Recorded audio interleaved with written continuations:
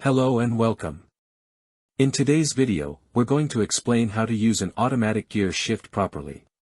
If you're a new driver, or you've just switched from a manual to an automatic transmission, this video is just for you.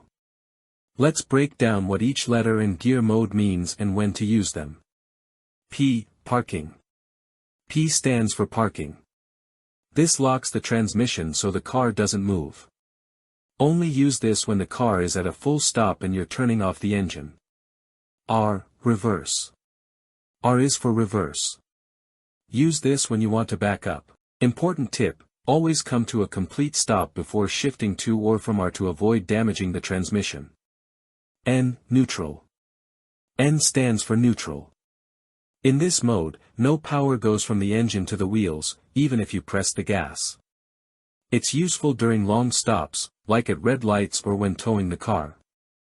D. Drive. D is for drive. This is the main mode you'll use for regular driving. The car will automatically change gears as you speed up or slow down.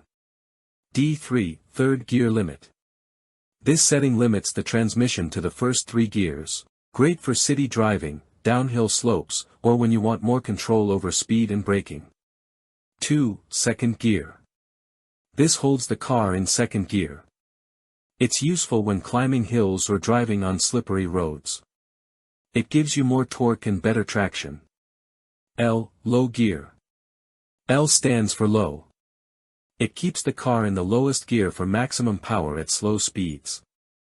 Best for steep hills, towing, or rough terrain. Extra tips. Never shift between D and R while the car is moving. Always press the brake pedal when changing gears.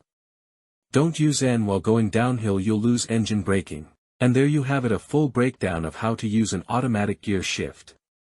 If you found this video helpful, please give it a thumbs up, subscribe to the channel, and hit the bell icon so you don't miss future videos. Drop any questions you have in the comments, and I'll be happy to help. Thanks for watching, and drive safe.